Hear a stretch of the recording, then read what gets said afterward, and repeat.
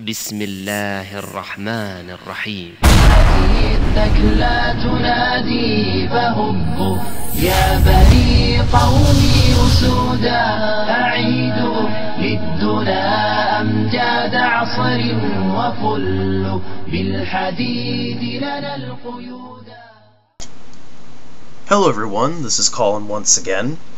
I'm making this video because I was going through some of Ahmed's Quran 3's older videos, and I discovered that he made a video about the subject of Taqqiya. And for those of you who do not know what Taqqiya is, Taqqiya essentially is the aspect of lying to safeguard yourself. In other words, when you are under persecution or things like this, or your life is being threatened, you can basically, say that you're not a Muslim or whatever, and then, to save your own life. And this is not counted against you as a sin for lying. Now, this concept has a lot of different views to it, and I find that, especially when you Google Taqqiya on the internet, of course, the major hits you'll find on Google are all hater websites or articles written by people who hate Islam, and they're the ones that fervently use the term Taqqiya, which I find very ironic.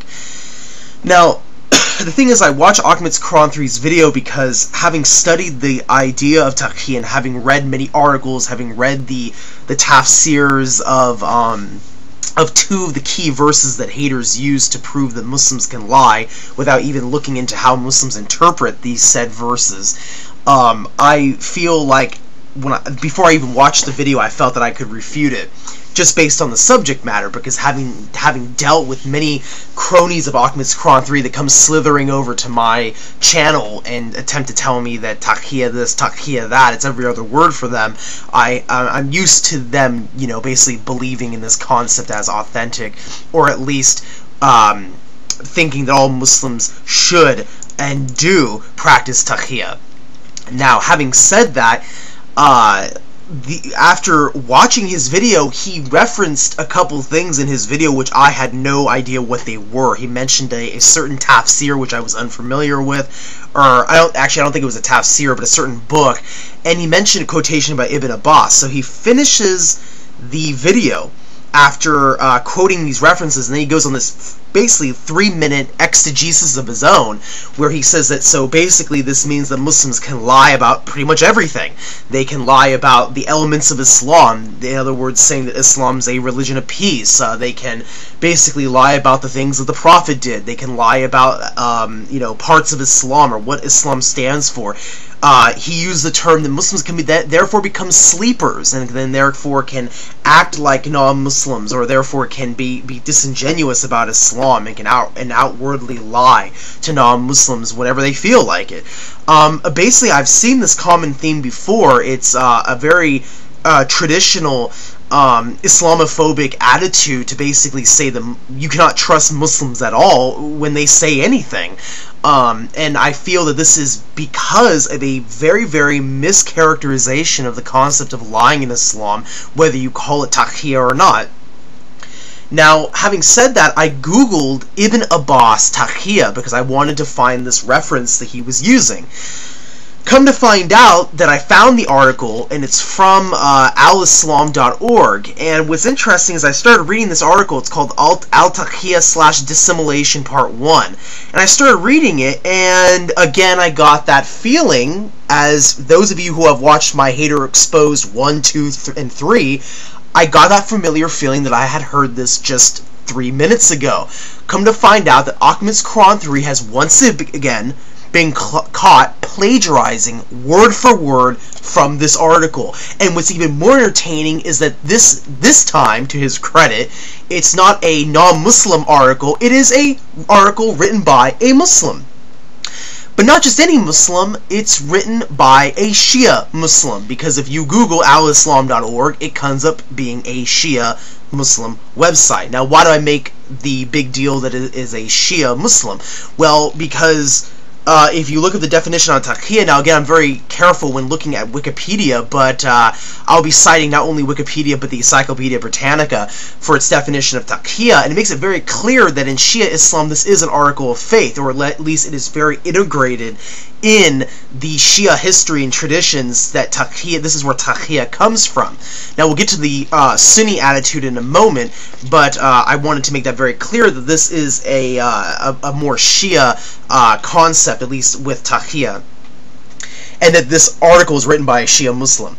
Now, what's even more embarrassing for Ahmad's Quran 3 is not only does he plagiarize from this article, but he doesn't even cite all the references that are in the article. Now, this article is almost like a funnel, and my analogy for it is that it starts out very wide, but it gets more condensed with its references later in the article. So, for example, when he quotes his first 3 references, and you'll hear him referencing reference number 1, reference number 2, reference number 3, these are all from this article.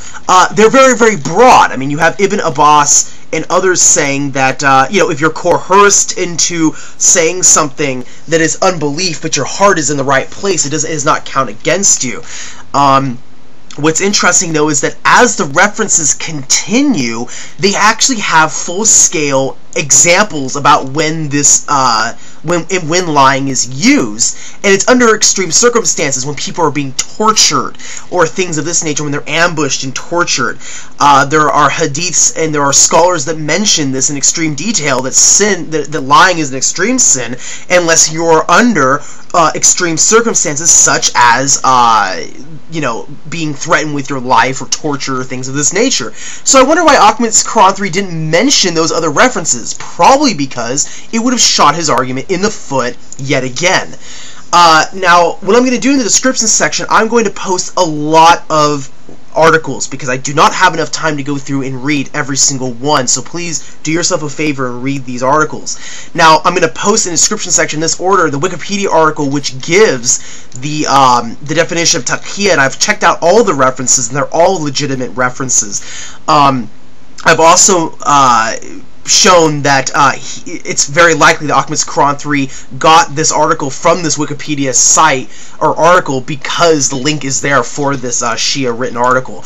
I will then also post in the description section a link to the Encyclopedia Britannica, which mentions that it is more of a Shia concept as opposed to a Sunni concept. I will also be posting in the description section the said article which Ahmad's Quran 3 plagiarized. Please pay attention to the specific references where it gives specific instances where lying is given.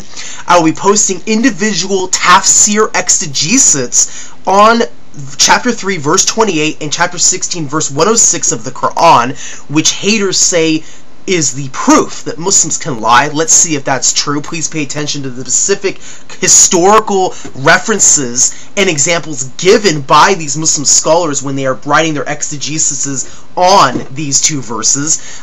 You'll see that they are in full agreement with the idea that only under threat of your life or hiding from a tyrant can you actually lie in Islam. Furthermore, in the Wikipedia article, it mentioned the book The Reliance of the Traveler, and I own this book, and I'd like to mention that Imam Nawawi makes it very clear that lying is a grievous sin, and I would also like to mention that the largest description of lying in Islam, and by the way, Taqqiya is not mentioned in this explanation, is from Imam Ghazali, and it is according to this that the most explicit criteria for lying, as mandated by the scholars, the best analysis of it is by Imam Ghazali, and he makes it very clear that lying is only permissible when someone is about to kill you under extreme circumstances such as that, or when a tyrant is oppressing another Muslim or yourself and trying to steal your property. Can you lie? Basically saying, I don't know where he or she is, if the tyrant's trying to find them, I don't know where this person is, I don't know where his property is, I don't know where that property is, things of this nature. So, therefore, it is under these extreme circumstances that lying is permissible, not as Ahmad's Quran 3 was saying, where you can basically lie about elements of Islam and things like this. I also want to make it very clear that it's a major sin in Islam to lie about God, or the religion, or about the Prophet Muhammad. The Prophet Muhammad said, if you say a lie against me, you are going to be in hellfire. So for Ahmed Quadri to sit there and say, well, you know, Muslims can basically lie about anything and about everything about Islam, that is, of course, horse crap, and will be fully illustrated in the evidence I give in the description section of this video. So please do yourself a favor and read those references. They'll show you the true historical context behind these said passages. Thank you everyone for watching. Peace be with you all.